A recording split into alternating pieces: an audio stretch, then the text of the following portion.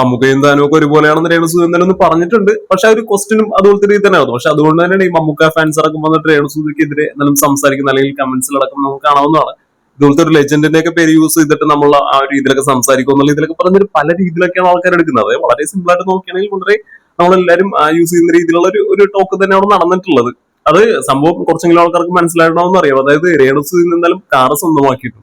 കുറച്ച് നാളുകളായിട്ട് എന്നാലും രേണുസുതി ഒരു വലിയൊരു ആഗ്രഹമായിട്ട് പറഞ്ഞിരുന്ന ഒരു കാര്യം തന്നെയാണ് ഒരു കാറ് സ്വന്തമാക്കുക. അതൊരു സ്വിഫ്റ്റ് കാർ സ്വന്തമാക്കുക എന്ന് പറയുന്നത് തന്നെ വലിയൊരു ആഗ്രഹമാണെന്ന് രേണുസുതി ഇപ്പൊ കുറച്ച് നാളുകളായിട്ട് എന്നാലും പലയിടങ്ങളിലായിട്ട് പറയുന്നത് നമ്മൾ കണ്ടിട്ടുണ്ട്. അപ്പൊ രേണുസുദിനെ പോലത്തെ ഒരാൾ വന്ന് പറയുമ്പോൾ തന്നെ നമുക്ക് അറിയാം രേണുസുതി ഉറപ്പായിട്ടും അതായത് ഒരു സാധ്യത കണ്ടുവെക്കാതെ എന്നാലും വന്നിട്ട് ഇത്തരത്തിൽ പറയാനൊരു സാധ്യതയില്ല. അതായത് പ്രത്യേകിച്ച് ഒരു സ്വിഫ്റ്റ് കാർ എടുക്കണം എന്നുള്ള വലിയൊരു ആഗ്രഹമാണെന്നൊക്കെ പറയുമ്പോഴത്തേക്ക് ഉറപ്പായിട്ടും അത് എത്രയും പെട്ടെന്ന് തന്നെ മേടിക്കാനുള്ള ഒരു സാധ്യത നമ്മൾ മനസ്സിലാക്കിയിരുന്നത് തന്നെയാണ്. അപ്പൊ എന്തായാലും ഇന്ന് രേണുസുതി ആ ഒരു കാർ തന്നെ സ്വന്തമാക്കിയിട്ടുണ്ട്. ഒരു നീല കളറിലുള്ള സ്വിഫ്റ്റ് കാർ തന്നെ സ്വന്തമാക്കിയിട്ടുണ്ട്. വണ്ടി എടുക്കാൻ വേണ്ടി പോകുന്ന സമയം ഇങ്ങനെ ഒരുപാട് ആൾക്കാർ ഇങ്ങനെ ഒരുപാട് ചോദ്യങ്ങൾ രേണുസുതി എടുത്ത് ചോദിക്കുന്നുണ്ട്. അപ്പൊ എന്തായാലും ഒരാൾ ചോദിക്കുന്നുണ്ട് ഈ പ്രായത്തിന്റെ രഹസ്യം എന്താണ് എന്നൊക്കെ ചോദിക്കുന്നുണ്ട്. രേണുസുതി ഒരു തമാശ രൂപത്തിൽ പറയുന്നതാണ്. അതായത് മമ്മൂക്കയ്ക്ക് എത്ര വയസ്സുണ്ട് പക്ഷെ കണ്ടാൽ പ്രായം പറയില്ലല്ലോ, ഞാനും അതുപോലത്തെ രീതിയിലൊക്കെയാണെന്നൊക്കെ പറഞ്ഞിട്ട് ഒരു തമാശ രൂപയുടെ പറയുന്നതാണ്. പക്ഷെ പറ്റിപ്പോയെന്നു പറഞ്ഞ രേണുസുതിക്ക് ഇതിലുള്ള ഒരു ഹെയ്റ്റ് നമുക്ക് അറിയാവുന്നതാണ്. അതായത് രേണുസുതി എത്ര രക്ഷപ്പെട്ടാലും അതിനെതിരെ ഒരു ഹെയ്റ്റോടുകൂടി അല്ലെങ്കിൽ ഒരു അസൂയ മനോഭാവത്തോടുകൂടി രേണുസുതിയെ നോക്കിക്കാണുന്ന ഒരുപാട് ആൾക്കാരുണ്ട്. രേണുസുതി മമ്മൂക്കയുമായിട്ട് കണക്ട് ചെയ്തിട്ട് പറഞ്ഞ ഒരുപാട് ആൾക്കാർക്കാണ് ദഹിച്ചിട്ടില്ല അല്ലെങ്കിൽ അങ്ങോട്ട്